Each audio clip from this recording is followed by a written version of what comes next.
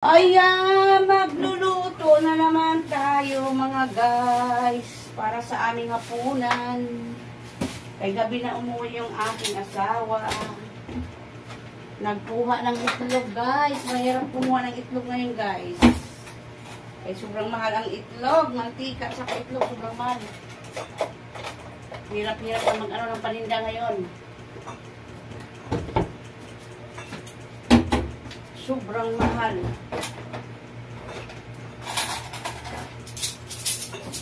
Maghugas muna ako ng aking lulutuin guys. Para sa aming hapunan.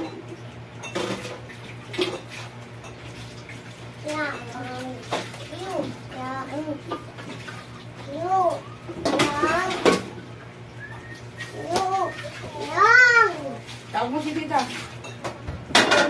Tita! Basta ikaw, Dre. Ikaw dyan. Sabi mo, tita, iyang. Labas na si Dre. Ito siya. Anjin.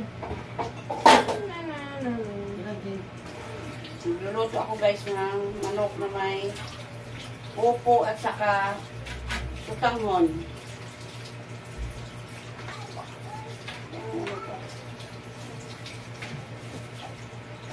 Lagyan mo ng upo saka sutanghon po diyan. Tapos may tanglad, sarap yan guys. Mag-ano tayo guys, mag-prepare tayo ng ating lulutuin. Ano yun lang itong ihalo ko sa aking lulutuin. Lakas ang ulan dito guys sa amin. Bagyo na naman siguro. Baka bukas wala naman pasok mga bata. Grabe yung 10 piso. Tingnan mo naman yung tanglad na 1 piraso o 10 piso. Ayan. Sabaw tayo guys. Mas gusto ko yung upo sa sabaw. Masarap siya. Gusto ko siya sa mga sabaw, sa manok, sa baboy. Mas gusto ko pa. Simple lang na luto. Basta masarap. Sarap pa lang natin.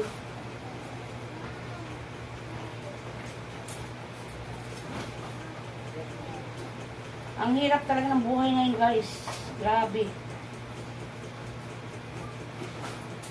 Itong opo na ito, ewan ko magkano bilhin na asawa ko. Lahat mataas na ngayon. Mantika nga. Tumaas na naman yung mantika. Bili ng asawa ko nung nakaraan yun, ano? Yung bote. 400 na ngayon. Diyos ko, grabe po. Buhay natin. Grabe na talaga. Ay!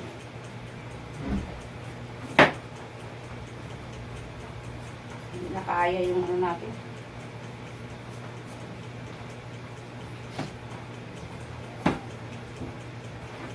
Hindi na kaya ng budget natin pang araw-araw. Sobrang mahal na.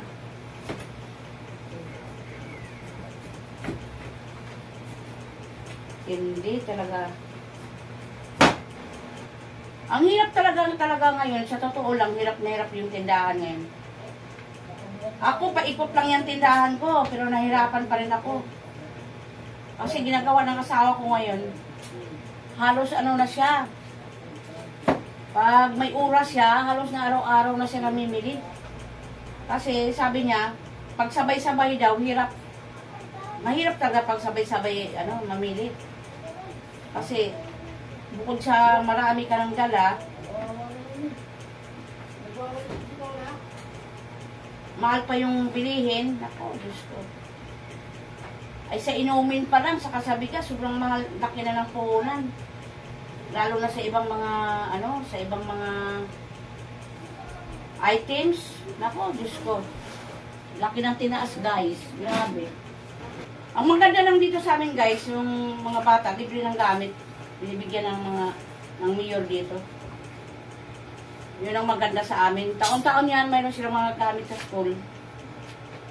Diba? Maganda lang yan dito sa amin kasi taon-taon libre sila ng ano. Kaso lang, nakabili na ako ng mga notebook bago nagbigay sila.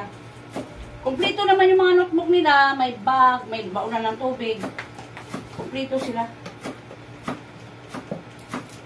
May mga kupunban, may mga ballpen.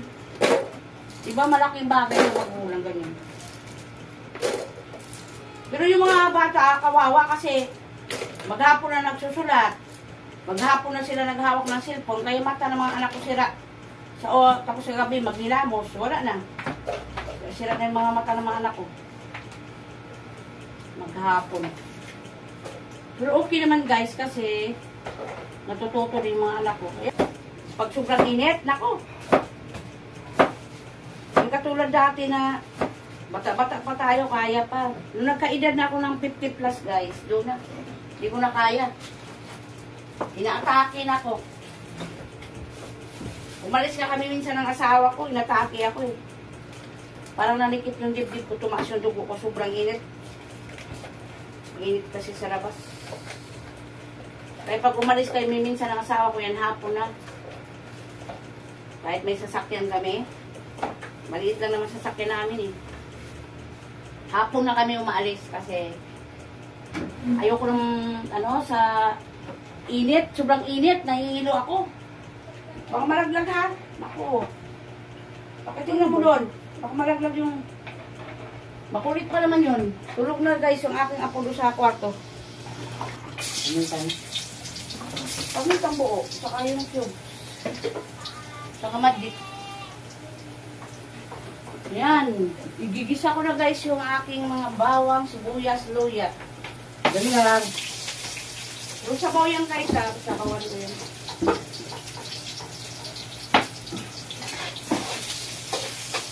Para masarap.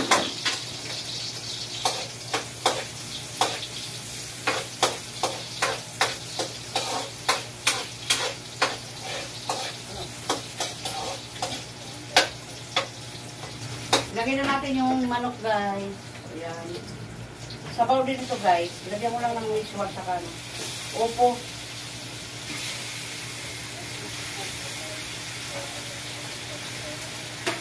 Si ate kasi gusto niya sabaw. Di ba ikaw may pasok bukas na? Yes. Patis. Kunti lang guys. Kunti. Kasi may cubes pa ito sa kamagit eh.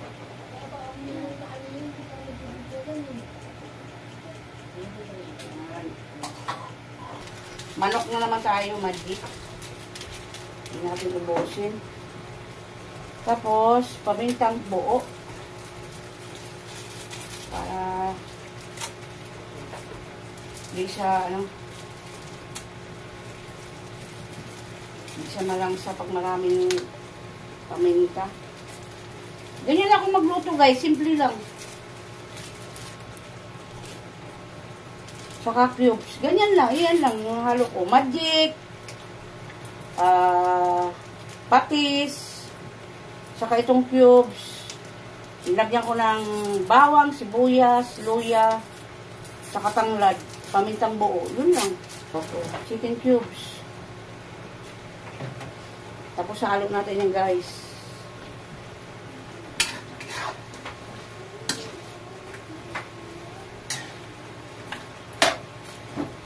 Yung manok kasi pag binili sa palengke, nagtutubig na.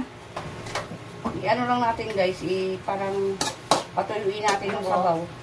Bago natin lagyan ng yung sabaw ng manok ba na nirito natin na ito, bilisan na natin. Patuyo natin yung sabaw bago natin lagyan ulit ng sabaw. Para maganda yung pagkaluto.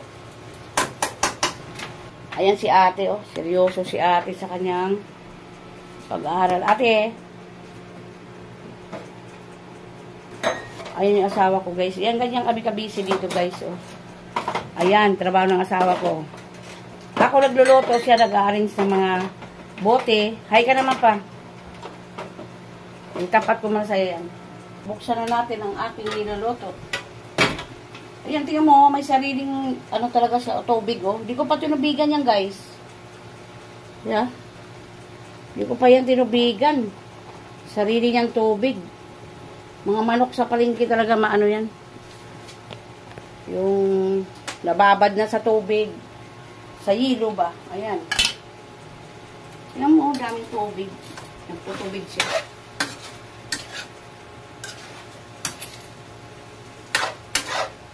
Patuyuin ko na yan bago ilagyan ng sabaw. Ayan, nagmamantika na siya sa sarili niyang mantika. Ayan o. Lagyan ko na ng sabaw yan guys. Ayan.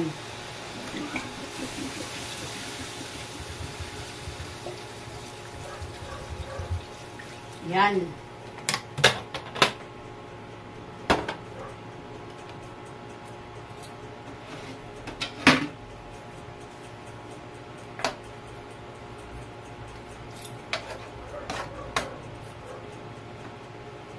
Pakuluan natin muna yan guys bago ilagay ang sutan mo tsaka upo.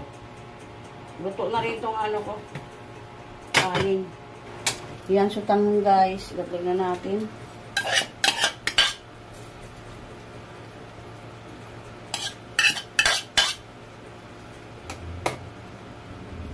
Tsaka itong upo. Yan. Hinugasan ko na yan guys. Upo. Isang upo yan, nilagay ko. Ilagay ko dyan. Nasa inyo yan, kung anong gusto nyo ilagay sa sabaw.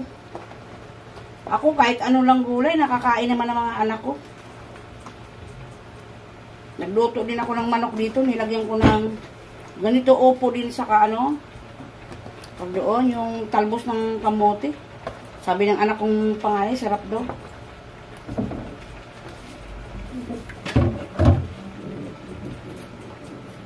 Palagi ko naman ginagawa yan kasi ngayon ko lang naiisip yung mga gusto ko nga gumaya sa ibang mga recipe. Tingnan ko nga minsan yung mga recipe. Kaso yung mga anak ko kasi hindi kumakain ng mga masyadong matamis.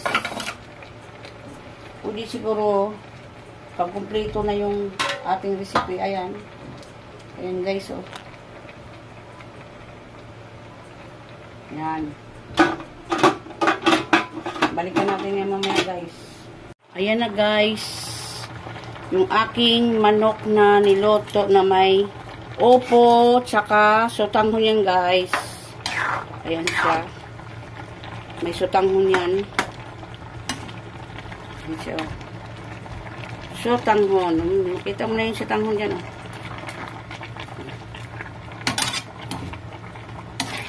Ayan. May sutanghon yan siya guys. Ayan. Dalawang sutanghon yan guys. Sa tig-10. Tag-10 para yung sutanghon na yan. Oh. Sutanghon. Yan. May sutanghon yan guys. Ayan.